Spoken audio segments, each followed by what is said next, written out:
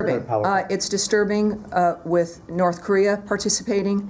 It's disturbing with the Chinese soldiers having been captured. Yeah, on Ukraine. Yes, sir.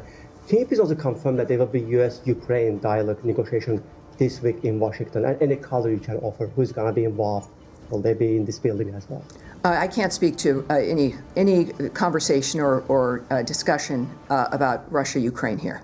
Right. Thank you. On Chinese involvement in Ukraine-Russia war, President Zelensky today posted a video suggesting that they captured 2 of Chinese nationals fighting in Ukraine on behalf of Russia. Does the Secretary have any comment on that? And does it change your view, your position on how to help Ukraine beef up Ukraine's hands? Yeah. Now that we know they're fighting against not one. It's disturbing. It's disturbing with North Korea participating. It's disturbing with the Chinese soldiers having been captured. We're aware of those reports that Ukraine captured 2 Chinese citizens fighting on behalf of Russia in Ukraine. China is a major enabler of Russia in the war in Ukraine. China provides nearly 80% of the dual-use items Russia needs to sustain the war. 80% comes from China. As President Trump has said, continued cooperation between these 2 nuclear powers will only further contribute to global instability and make the United States and other countries less safe, less secure, and less prosperous. I think that's an understatement.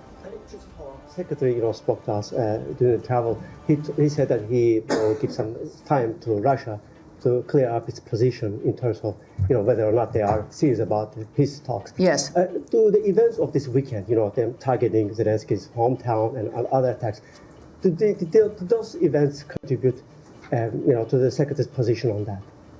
Well, I know he loves talking to you guys on the trips. We were at NATO together, and he appreciates that. And he had a press conference at the end of NATO where he did go into very specifics when he was asked about the timeline, is that we would know within a matter of weeks if Russia was serious about peace. He said not months, not a year, but a matter of weeks, he said, we would know. And I think that this goes to the argument that they've made, even in the beginning of the talks, some of the summits with Russia, and the first summit was, as the Secretary had noted, was to determine if they were serious.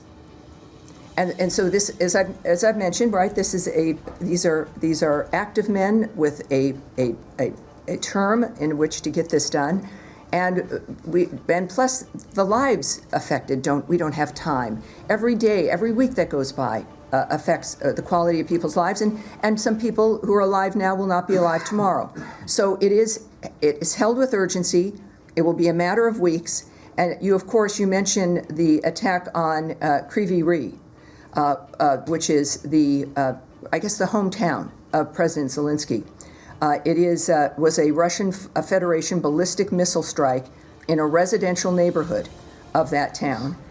It is further underscores President Trump's urgent call for peace. And he's affected by this.